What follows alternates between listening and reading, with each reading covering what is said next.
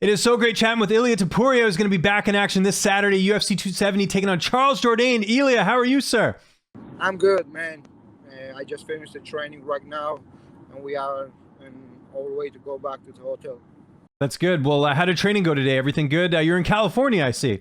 Yeah, we are already in LA, and just cutting the weight, Yeah, no, that's great.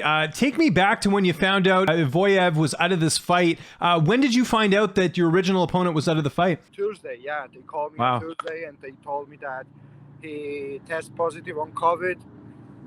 And I was a little bit sad because he talked too much in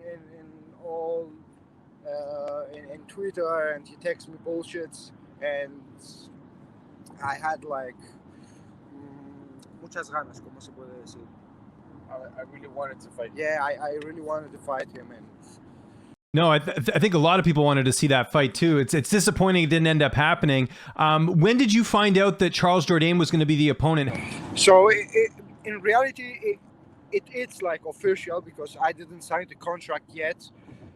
But that's what it looks like, Okay. We'll see. But it's not like 100%. I didn't sign the contract yet, so we'll see. Maybe it's Charles, maybe it's someone else. We don't know. Okay. Well, that's interesting. How familiar were you with Charles Jourdain when his name came up? How much did you know about him? In reality, I never heard anything about him, but I saw his fights with my team. He's a very skilled man. He's a good fighter.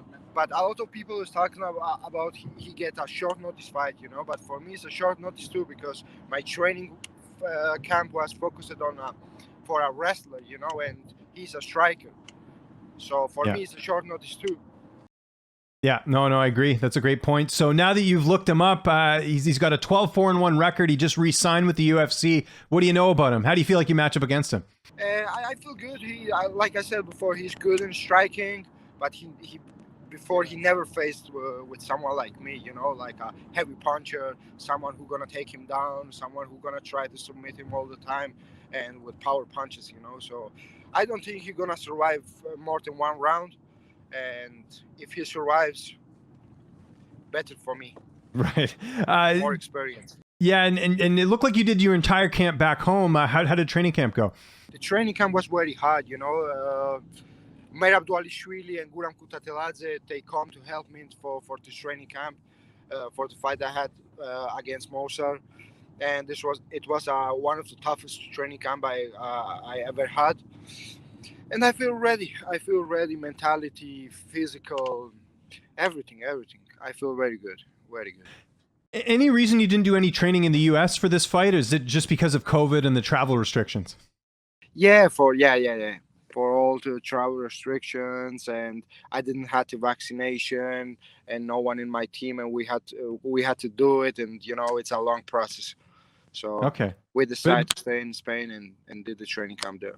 Well, yeah, and it sounded like you had a great camp there anyways. Is there any plans to do any training in the U.S. in the future? Maybe if things ease up a little bit with the restrictions? Yeah, maybe yes, maybe not. I don't know. In reality, I always feel great in Spain, The only reason sometimes I come here to the United States is for the acclimatation, for the timing, for the wedding, all the stuff. But I feel very great in Spain, Got to ask, how's the weight cut going ahead of this fight? You're already in California, so I imagine everything's going well. Yeah, the weight cut is going very good, very good. I have a new nutritionist right now, and I feel very comfortable with him. And I think I'm gonna have the easiest weight cut, and if I will cut this time like easy to weight, I will stay very active this year. Maybe 3-4 fights this year. That's my plan. Who made the trip with you? Who's going to be in your corner for this fight? Like always, my two coaches, Jorge and Agustin Clement, and my brother, Alexander. They all are black belts in jiu-jitsu, and I think I have one of the best corners in the UFC. Yeah, we're looking forward to it. How do you envision the fight playing out? You said you're going to finish him. How do you envision the fight playing out? So the game plan is just to go in and smash his face. That's my game plan. Simple as that. Just like the Ryan Hall fight, right? Yeah, I always try to stay smart inside the fight and be calm, and I always wait for my moment. But I'm not that type of fighter who is looking for the decisions, or I'm counting the points or bullshits like this. I'm going for the finish. I'm going all the time for the finish, and I don't have any doubt that I'm gonna finish. The Korean Zombie is now fighting Alex Volkanovski. Who do you see taking that fight? And Volkanovski gonna take the fight. Yeah, I think so. Volkanovski gonna take the fight. I know you wanted to fight your original opponent. Jourdain obviously is a guy that's been in the UFC for a while, but where do you feel like a win over Jourdain, especially a finish, would put you in the division? Yeah, I think I was in top 15 after the Ryan Hall fight, and they pulled me out. But I think they're gonna put me again in top 15. But like I always say, I don't give a fuck about being in the rankings. My goal is to be the number one. I will never be happy like if they put me even the top 5 or top 6. I don't give a fuck about that. I will be happy when I'm gonna take that UFC belt. That's my goal, not to be in the rankings.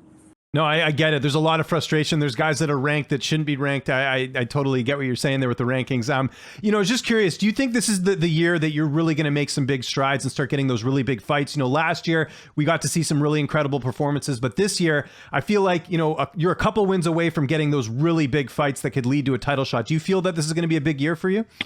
Yeah, of course. I feel like this, after this fight, I'm gonna make some call out, because I'm calling Dan Ige all the time out, but he never accepted to fight against me. Maybe after this fight, he gave me the chance to take his head over. Yeah, right. Take off. Yeah, take off. Yeah, I'm gonna take his head off. Why Ige specifically? Just because of his ranking or the fight style? Why do you want that fight with Dan Ige? Because right now everyone in the top 10 have booked fights. And he didn't have any fight. He's on vacations right now. This is what my management told me. He's on vacation, so I'm gonna give him some time after this fight, and maybe in May, I'm gonna face him. It will be a great for me to face someone like him. Yeah, no, I agree. I think it would be a great matchup. If you two were to fight, how do you look at that fight from a style perspective? He's a really good striker. You're a good striker. How do you see that one playing out? There's always a levels, and I feel like I'm on different levels. He has a lot of experience, yeah, and he has a more experience than me inside the UFC. He beat a good names like Edson Barbosa, and he fought last time with Korean Zombie.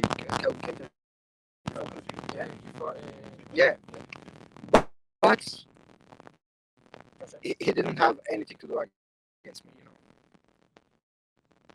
Okay. I believe so much in myself, so much.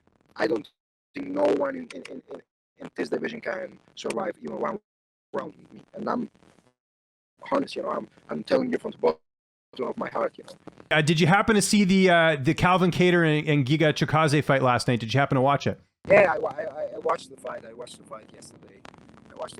They both did well. It was a great fight.